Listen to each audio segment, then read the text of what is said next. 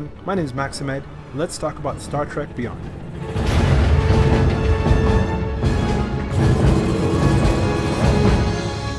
Let's make some noise. But if you had to ask me, what's my favorite part of the movie, I have to say, the character arcs.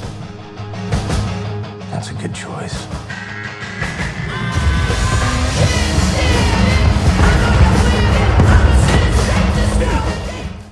I really love this movie, and it's got a lot of stuff going for it. It's got a lot of clear, well-shot action, the visuals are really gorgeous, and it's got some really good humor.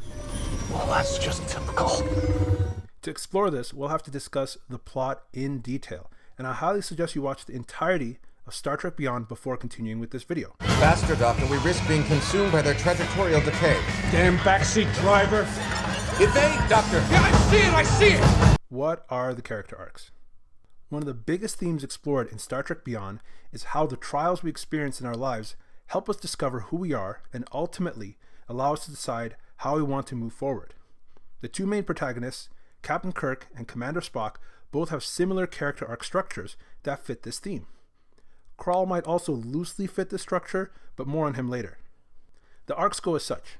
Each character confronts the shadow of their past selves, go through hardships and trials, and take action according to their renewed purpose. Let's take a look at each step. The shadow. At first, the characters are confronted with the shadow of a previous version of themselves, causing them to feel figuratively lost and to begin questioning their life's decision. James Kirk's shadow is his father, George, a man who joined Starfleet because he believed in the organization, and at the age of 29, sacrificed his life to save his crew of 800 people, including his newborn son, James Kirk. This leaves Kirk with some big shoes to fill. He joined Starfleet because he believed in it. I joined on a dare. Kirk's upcoming birthday/anniversary of his father's death has him questioning whether he's worthy of his father's legacy. Commander Spock's shadow, however, is Ambassador Spock, the time-displaced, alternate reality version of himself. Basically, future Spock traveled back in time and is now living in the same time as his younger self, who is still in Starfleet. I just want to say I really love Star Trek. Now, the Ambassador has been working with the surviving members of his species to rebuild their once great civilization. But after being informed of the death of the Ambassador, Commander Spock questions what he should do with his life.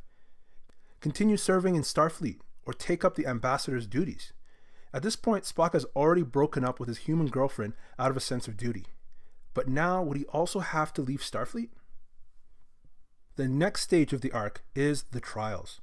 But without struggle, you would never know who you truly are. So they experience intense and sudden hardships, and through that trial discover what really matters to them.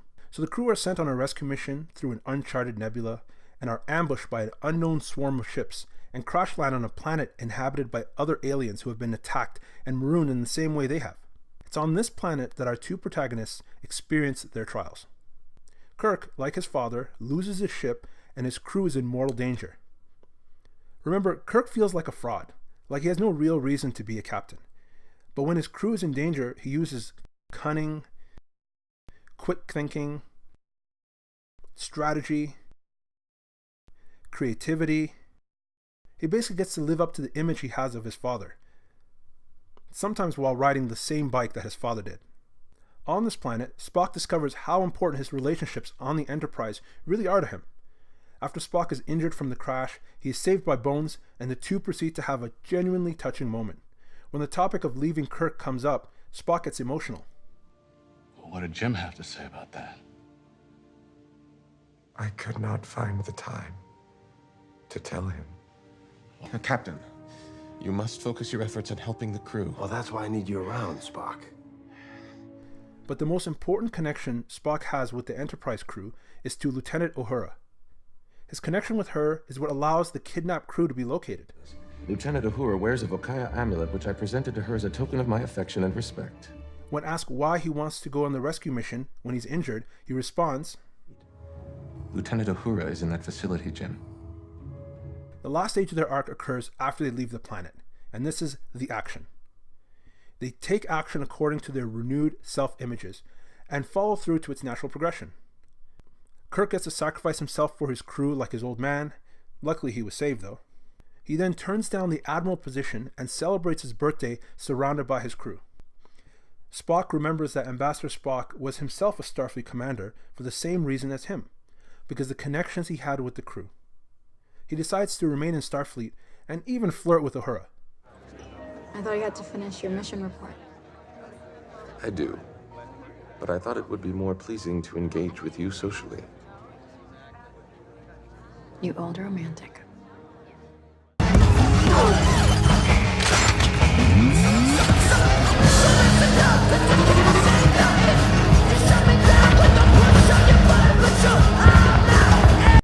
Now for Crawl. Now I would argue he goes through a similar character arc, but it's not as neat as the other two. Crawl is Balthazar Edison, a decorated soldier in the United Earth military. When peace was achieved, he was given command of the Franklin, but he grew resentful towards the Federation as they now broke bread with the enemy. For most of the film, Crawl is pretty singular in his purpose, and he feels somewhat one-dimensional. I mean, he went through a change, but that happened before the film even started. The only moment I feel can be seen as a character arc is when he's fighting Kirk in the air regulator. After absorbing the life essence of several humans, he starts looking more like his old self. Remember, he has looked and behaved like a different person for so many years that even hearing his name sounds odd. Edison. Edison. I have to say, Kirk, I've missed being me. But at this moment, when he catches his reflection in a shard of glass and sees his old face for the first time and is confronted with his own shadow, he decides that no, he still wants to continue on his murderous rampage. After all, he already went through the trials, and it might be a little too late for him now. I understand this might be a stretch, but I do find some poetry in three characters dealing with three different types of shadows: a father, a future self, and a past self. So the story and dialogue does a great job of establishing the character arcs, but it's not the only thing going on.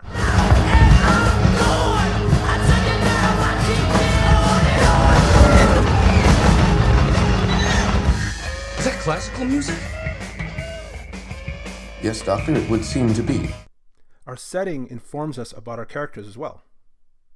Now, when your story takes place in the big budget, high concept, galaxy-spanning sci-fi world of Star Trek, your options are pretty much limitless.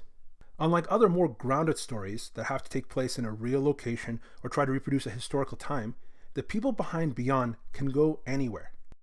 What we get is three main locations that help delineate the acts of the film while informing us about the three sections of the character arc. While dealing with their shadow, Kirk and Spock feel figuratively lost and are unsure about what direction their lives should take. What is the best setting for characters in this state of mind? How about in the middle of a long journey into the unknown? Basically, the vastness of space. There's no relative direction in the vastness of space. There's only yourself, your ship, your crew. It's easier than you think to get lost. Near the beginning of the film, Beyond helps connect the idea of the directionlessness of space and the character's state of mind in the sequence with the captain's log. Side note, I actually believe this captain's log sequence is so good at setting up the story that it would have better served as the first scene of the film, and that they should have cut out the 3.5 or so minute comic relief scene with the Tanaxi. What's wrong with it? Excuse me? Why don't they want it anymore? I mean, the film already has enough humor, and this part felt a little bit forced. Now, when our heroes are at their second stage and going through their trials, they literally descend into a lawless planet and only rise out of it when they successfully overcome their personal trials. The personal conflict our characters are dealing with is their past, and it's with people who are no longer around.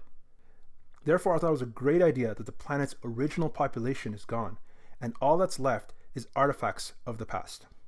The action and the final conflict in the third act takes place in a space station, Yorktown, the symbol of everything that Starfleet stands for. It's bright, it's new, our characters know the technology, they have a map for navigating it. It's literally their home base. Kirk can attempt to sacrifice himself for the greater collective, as he believes a good captain should, and Spock gets to save his friend, reinforcing the value he now places on his personal connections. The film also seems to put great importance on how the characters get around between these places.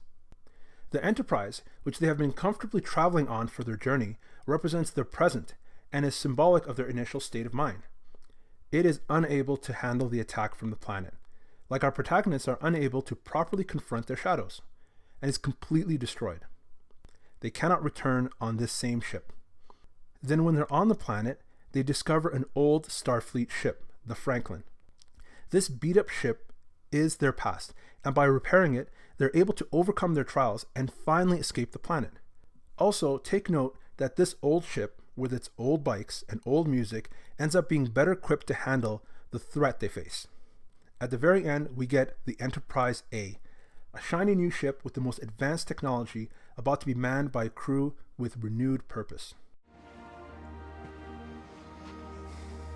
You really want to head back out there, huh?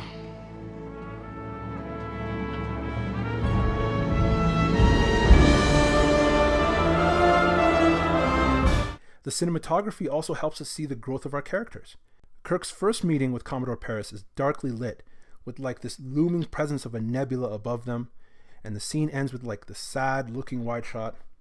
When they meet again at the end of the film, it's bright daylight and you got the bustling Yorktown in the background, and the scene ends with a close-up and a smiling face.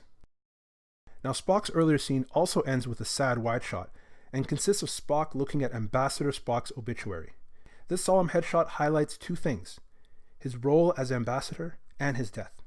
But at the end, you'll notice that the camera is much closer to Spock, and the picture of the ambassador we see is of his time at Starfleet, and when you pull out, it reveals his entire crew.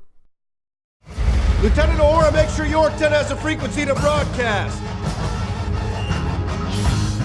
Sir, we now have the disruption frequency. Broadcast.